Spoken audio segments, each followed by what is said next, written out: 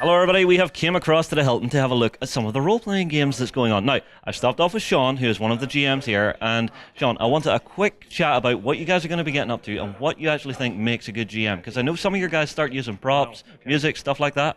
Thanks for that question. That's really good of you. I was just about to leave, but yeah. No, the Cthulhu Masters is all about Call of Cthulhu. It's H.P. Lovecraft's world, but it can be in many different styles. It could be the past, the present, or the future. It's however the GMs want to adapt it. Each GM has been challenged here to be, they're good GMs, but each one's challenged with building their own unique set piece, and that will often encourage prop building, which you'll see in a moment. So certain people have built various props for this.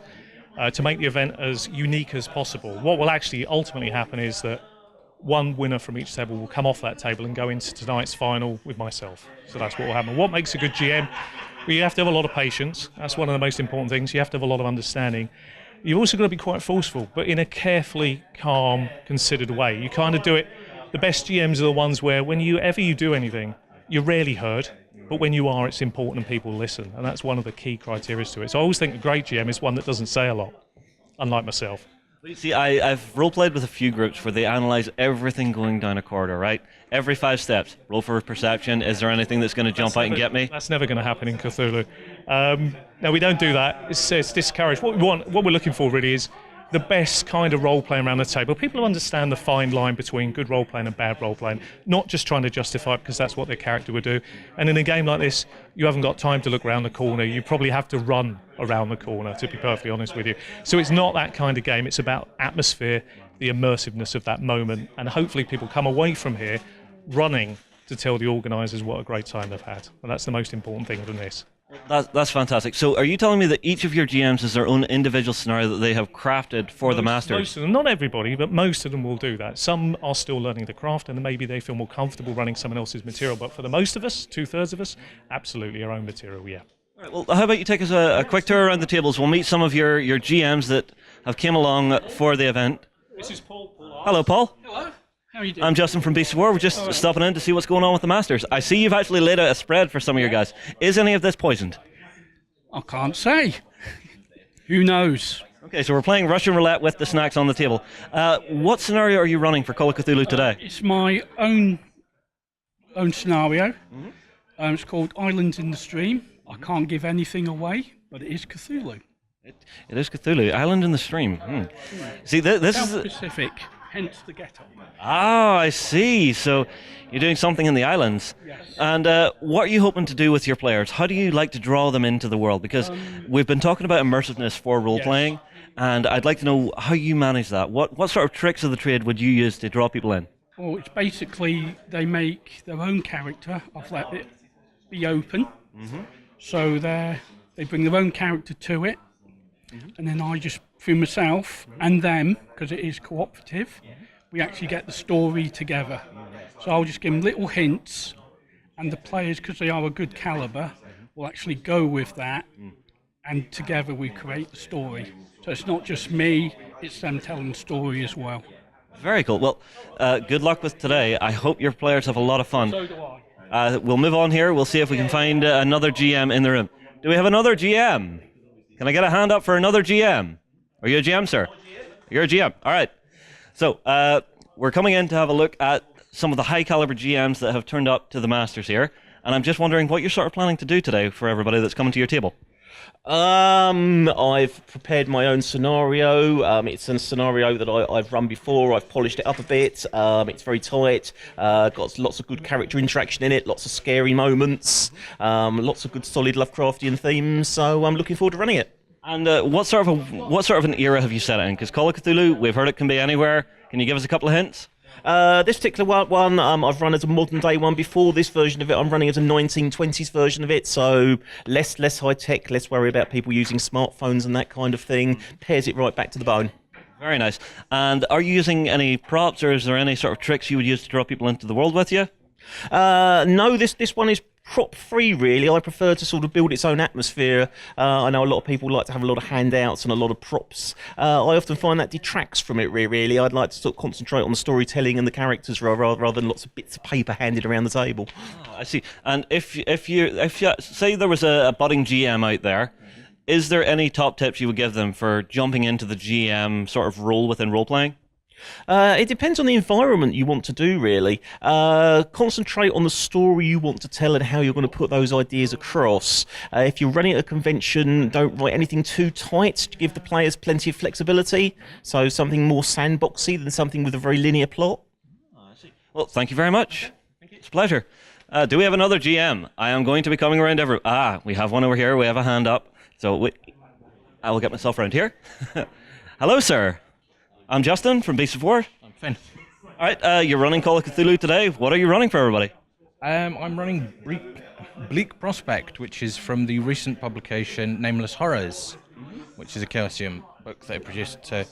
Instead of the bog standard sort of Bayaki or Night Gaunt or creatures that everyone's familiar with, they have more unusual creatures, creatures which aren't specified, which are more unusual.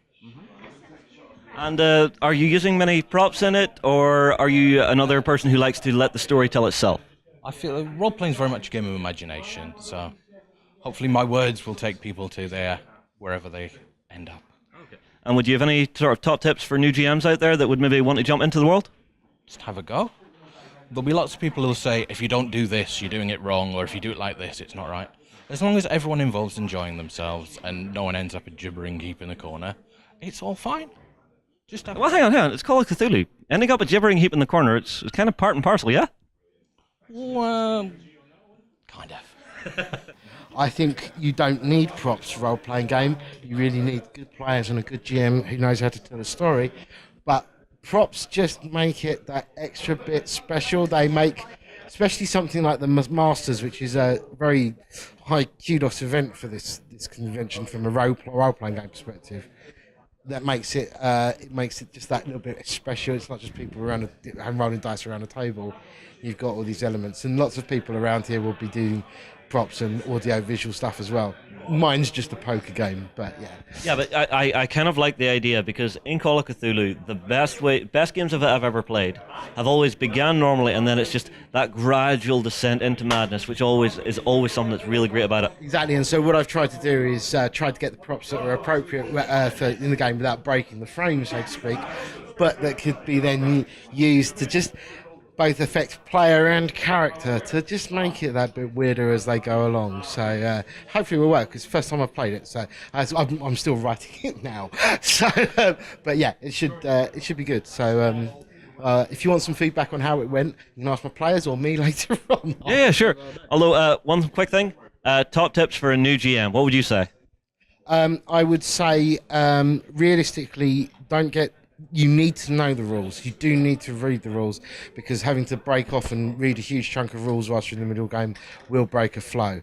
But really, yes, you need to know the rules, but you really need to be concentrating on the story.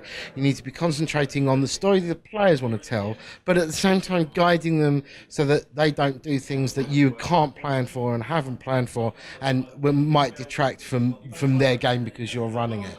So I'd say it's a toss-up between the two things, really. Well, Lee, thank you very much. My pleasure. Leonardo da Vinci's puzzle box is what I've built.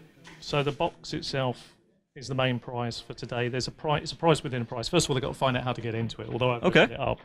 So as you can see, there's a hidden key in it, which slides in through the side.